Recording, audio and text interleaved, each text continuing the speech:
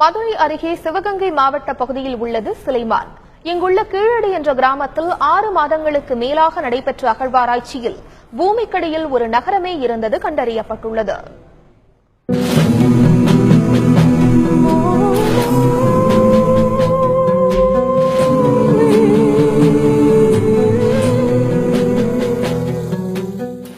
மதுரை அருகே சிவகங்கை மாவட்ட பகுதியில் உள்ளது சிலைமான். இங்குள்ள கீழடி என்ற கிராமத்தில் 6 மாதங்களுக்கு மேலாக நடைபெற்ற அகழ்வாராய்ச்சியில் பூமிக்கடியில் ஒரு நகரமே இருந்தது கண்டறியப்பட்டுள்ளது.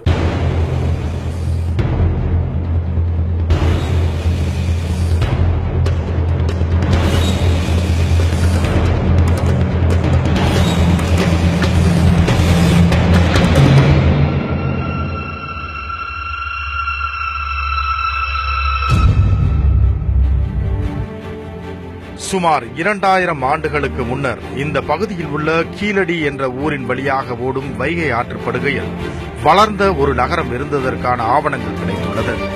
தற்போது பூமிக்கடியில் 10 அடி ஆழத்தில் புதைந்துள்ள இந்த நகரில் பாண்டிய மன்னர்களின் சின்னமான மீன் சின்னம் பொறிக்கப்பட்ட பல பொருட்கள் கிடைக்கப்பட்டுள்ளன.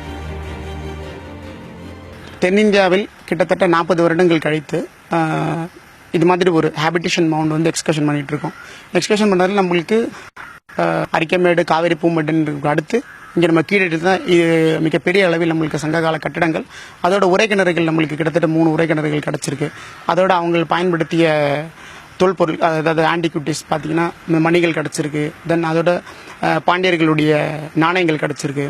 அதோட தமிழ் பிராமி பொறித்த கிட்டத்தட்ட 16 தமிழ் பிராமி பொறித்த பானை ஓடுகள் நம்மளுக்கு கிடச்சிருக்கு.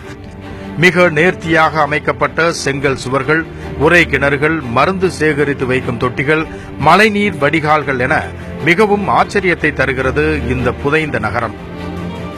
திடீரென ஏற்பட்ட வெள்ளம் காரணமாக இங்கிருந்த மக்கள் ஊரை காலி செய்துவிட்டு சென்றிருக்கலாம் எனவும் ஆய்வாளர்கள் தெரிவிக்கின்றனர்.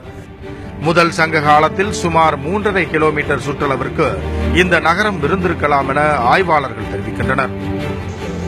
இவர்கள் ரோமானியர்களுடன் வியாபார தொடர்புகள் வைத்திருந்ததற்கான ஆவணமாக ரோமானிய தயாரிப்பு அணிகலன்களும் இங்கு கிடைத்துள்ளது. ரோமானியர்களோடு தொடர்பு உண்டாவதற்கான எவிடன்ஸாக நம்மளுக்கு ரவுலட் எட்வர்ட், அரிட்டன் ஷர்ட்ஸ் போன்ற மட்பாண்டங்கள் நம்மளுக்கு கிடைத்துள்ளன. இங்கு கிடைத்துள்ள பானைகள் பல மண் கலவைகளை கொண்டு மிக நேர்த்தியாக உருவாக்கப்பட்டுள்ளது.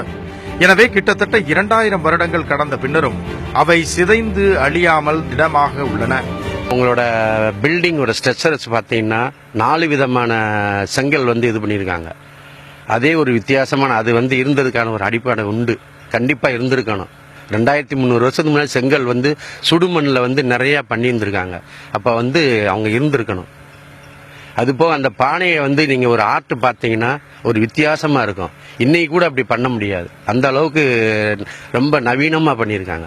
சிந்து சமவெளி நாகரிகத்தை போல தென் தமிழகத்தில் குறிப்பாக மதுரை பகுதியில் கண்டறியப்பட்டுள்ள இந்த நகரம் தமிழர்கள் 2000 வருடங்களுக்கு முன்னரே எப்படி ஒரு நவீன நாகரீக வாழ்க்கையை வாழ்ந்தனர் என்பதற்கு கிடைத்துள்ள மிகப்பெரிய சான்று இந்த ஆய்வு.